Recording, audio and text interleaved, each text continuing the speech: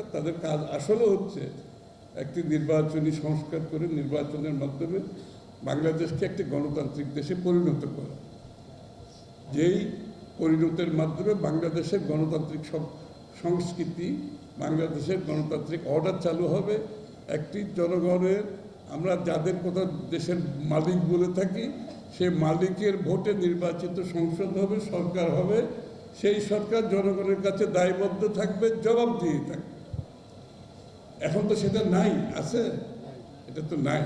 সুতরাং আমি তাদের দোষ দিচ্ছি না, তাদের সেই রাজনৈতিক প্রতিনিধিত্বশীল সরকার নয়, তাদের সীমাবদ্ধতা, তাদের নির্বাচন করে সহসা দেশটাকে বাংলাদেশের মালিক যারা, জনগণ যারা, তাদের হাতে তুলে দেওয়া দরকার। তারা সিদ্ধান্ত নেবে আগামীর বাংলাদেশ কীভাবে চলবে, পরিবর্তন কি হবে, এই দেশের জনগণ সিদ্ধান্ত নেবে। সুতরাং ওই যে সংস্কারের কথা বলা হচ্ছে, সনদের কথা বলা হচ্ছে, সব ঠিক আছে। যতটুকু ঐক্যমত হবে তার বাইরে সময় নষ্ট না করে আমাদের তারেক রহমান সাহেবের সাথে ডক্টর ইউনূসের যে মিটিং হয়েছে লন্ডনে, যেখানে আমি নিজে উপস্থিত ছিলাম, সেইখানে ফেব্রুয়ারির প্রথমার্ধে নির্বাচনের মাধ্যমে বাংলাদেশের জনগণের মালিকানা আমরা ফিরিয়ে দিতে চাই, ফিরিয়ে দিতে হবে।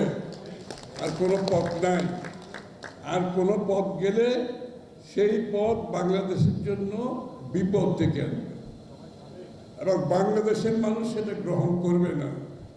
বাংলাদেশের মানুষ একটা স্থিতিশীল বাংলাদেশ চায়, একটি সহনশীল বাংলাদেশ চায়, পরস্পর সম্মানবোধের দেশ চায়, একটা গণতান্ত্রিক বাংলাদেশ চায়।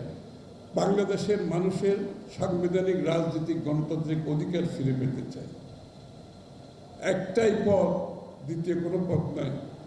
জনগণের ভোটে, জনগণের মালিক দেশের মালিকের ভোটে নির্বাচিত সংসদ, সরকার, এর কোনো ব্যতিক্রম নাই। অন্য পথে নিতে চাইলে বাংলাদেশের জনগণ বহুদিন অপেক্ষা করছে একটি ভোট দিয়ে তার নির্বাচিত প্রতিনিধি নির্বাচিত করার জন্য। সেটা যে দলেই হোক, সেটা বিএনপি হতে হবে এমন কোনো কথা তো না। যদি বিএনপিকে মানুষ ভালোবাসে ভোট দিয়ে দেবে, আর কাউকে দিলে দেবে, আমরা সকলে মেনে নেব। কিন্তু আমি তো একটা গণতান্ত্রিক দেশে বাস করতে চাই, আমি তো আমার সাংবিধানিক, রাজনৈতিক, গণতান্ত্রিক অধিকার নিয়ে বাঁচতে চাই, আমি আমার নাগরিক অধিকার ভোগ করতে চাই। শিক্ষকদের বিষয়ে আপনারা যেগুলো আলোচনা হচ্ছে, তাদের এই সমস্যাগুলোর সমাধান চাই। এগুলো তো সংসদ, সরকার, নির্বাচিত সরকার ব্যতীত সার্বিক পরিবর্তনের যে দিক নির্দেশনা আর কেউ তো দেওয়ার নাই, এটা দেওয়া সম্ভব নয়। সুতরাং সবাই মিলে আমরা নির্বাচনের জন্য আগামী দিনে প্রস্তুতি নেই এবং নির্বাচনের বিষয় থেকে কেউ যদি সরে দাঁড়াতে চায়, তাদেরকে মেসেজ দিতে হবে বাংলাদেশের মানুষ গণতন্ত্র চায়, বাংলাদেশের মানুষ তার মালিকানা ফিরে পেতে চায়। আর আপনারা যারা গণতন্ত্র চান না, আপনাদেরকে তো কেউ রাজনীতি করতে বলেনি, বলছে? আপনারা যারা ভোট দিতে চান না, আপনাদের তো দল করার দরকার কি?